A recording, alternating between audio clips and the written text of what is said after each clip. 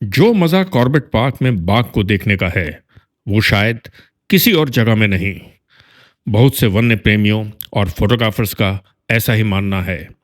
हालांकि इस जंगल में हाथियों का भी इतना ही प्रभाव है, लेकिन कॉर्बेट में बाघ को देखना आसान नहीं है। यहाँ का खूबसूरत जंगल हर कदम पर आपके सब्र का इम्तिहान लेता है। मीलों तक घूमना पड़ता है यहाँ, और बहुत बार कई कई घंटों खड़ा भी रहना पड़ता है एक ही जगह। तब जाकर होते हैं जंगल के राजा के दीदार।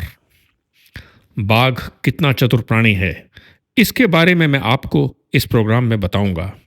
लेकिन पहले बात कर लेते हैं कॉर्बेट पार्क की दूसरी शान, यानी हाथियों की। मार्च अप्रैल में जैसे ही गर्मी का मौसम उत्तर भारत में अपनी दस्तक देता है, हाथी यहाँ बड़ी तादाद में नजर आने लगते हैं।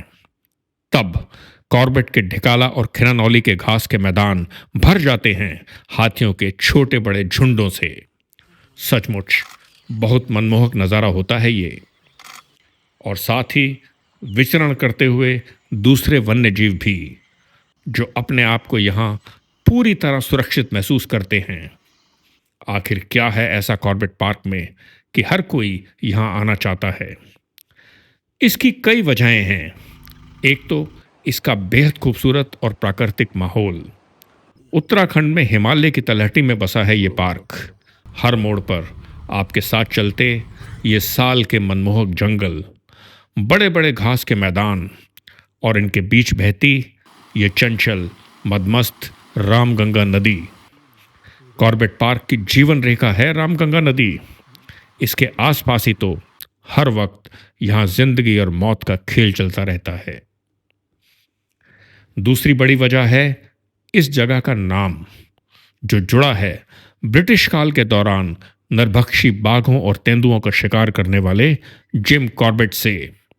आज भी दुनिया भर में लाखों लोग जिम कॉर्बेट की किताबें चाव से पढ़ते हैं, जैसे कि ये उनकी पहली और सबसे ज्यादा मशहूर किताब मैन ईटर्स ऑफ कुमाऊं। रोमांच और जंगल ज्ञान से सरोबार ये अपने तरह की एकमात्र किताब है। आज कॉर्बेट पार्क इतना फैल गया है कि जंगल में प्रवेश करने के कई रास्ते हैं, लेकिन ज्यादा लोग जाना पसंद करते हैं धनगढ़ी गेट से ही। इस गेट से घुसते ही आपको जंगल का एहसास होने लगता है। अपनी बाहों में ले लेता है कॉर्बेट पार्क। वन्य प्रेमियों के लिए स्वर्ग है कॉर्बेट पार्क, लेकिन यहां पर जिंदा रहकर भी जाया जा सकता है। चलिए आगे बढ़ते हैं और देखते हैं और क्या क्या खूबियां हैं इस जगह में।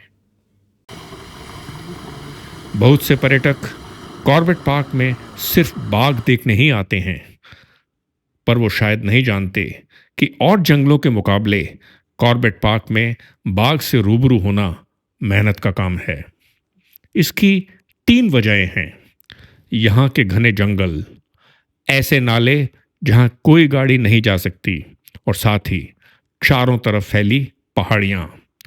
इन जगहों पर बाघ को ढूंढ निकालना सचमुच बहुत मुश्किल काम है। एक आजमाया हुआ तरीका है बाघ को देखने का। जंगल से आती आवाज़ों, दूसरे जानवरों के अलार्म कॉल्स पर ध्यान दो, खामोश रहो और इंतज़ार करो सही मौके का। इसके बाद अगर बाघ दिखता है तो यकीन मानिए आपको ना भूलने वाली यादें दे जाएगा। इस एपिसोड के शुरुआत में मैंने आपसे बाघ की चतुराई का जिक्र किया था। इसका एक नमूना देखिए। सुबह के वक्त ही सांबर रोड पर हमें ये बाघिन दिखी। नाम है इसका पेड़ वाली। लेकिन देखते ही देखते हमारी आंखों के सामने ये भांग के इस जंगल में ऐसे गायब हुई कि यकीन नहीं हुआ। इसी तरह बाघ आपकी आंखों के सामने पलक झपकते ही ओझल हो सकता है। ये जादू नहीं तो और क्या है। बहुत बार बाघ आपके सामने ही झाड़ियों में बैठा होता है, लेकिन आसानी से दिखता नहीं है। आइए एक बार फिर वापस चलते हैं हाथियों की तरफ। जैसा कि मैंने कहा, गर्मियों में हाथी कॉर्बेट पार्क के चप्पे चप्पे पर दिखते हैं। इनकी पसंदीदा जगह घास के मैदान और इनके पास बहने वाली रामगंगा नदी ही रहती है। ढिकाला में रामगंगा नदी जब इस रिजर्वायर में प्रवेश करती है तो बहुत मनमोहक रूप ले लेती है। फिर एक अलग किस्म की अनुभूति देती है ये जगह। ऐसे माहौल में हाथियों की मौजूदगी इस स्थान को चार चांद लगा देती है। कॉर्बेट पार्क को इस बढ़िया हाल में रखने के लिए यहाँ के चुस्त दुरुस्त प्रशासन का भी बड़ा हाथ है। जरा यहाँ देखिए, ढिकाला से करीब 3 किलोमीटर दूर साल के घने जंगल और ग्रासलैंड के बीच है ये वन विभाग की चौकी। ये वो जगह है जहाँ 12 महीने जंगलात का स्टाफ मुस्तैद रहता है, बचाकर रखता है यहाँ की वन संपदा और प्राणियों को शिकारियों की बुरी नज़र से। तो दोस्तों, ये था हमारा आज का एपिसोड। मेरी कोशिश रहती है कि इस तरह के प्रोग्राम मैं आपके सामने लगातार पेश करता रहूं। आपके सुझावों का, आपके सवालों का मुझे हमेशा इंतज़ार रहता है। तो फिर चलिए मिलते हैं जल्दी ही टाइगर्स एंड बियॉन्ड के एक नए एपिसोड के साथ।